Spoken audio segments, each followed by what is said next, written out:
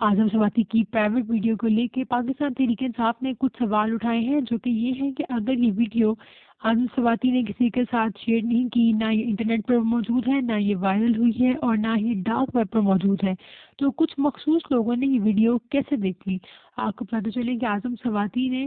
کی press conference کے بعد پاکستان پیپلز پارٹی کے سینیٹر مصطفیٰ نواز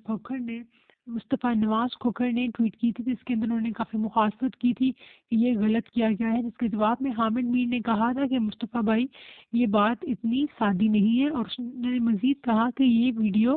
فیک ہے، ٹوٹے جوڑ کے بنائی گئی ہے اگر اس کو غور سے دیکھا جائے۔ اور پھر غریدہ فریقی نے بھی کہا کہ یہ ویڈیو فیک ہے، اور کچھ دیر بعد انہوں نے ایف آئی اے کی فرانسک رپورٹ بھی شیئر کر دی کہ ایف آئی اے نے پروف کر دیا ہے کہ یہ ویڈیو فیک ہے۔ سوال یہ ہے کہ اگر یہ ویڈیو کہیں پہ اویلیبل ہی نہیں تو ان لوگوں نے کیسے دیکھ لی؟ اور ہر پاکستانی کے دماغ میں یہ سوال آ رہا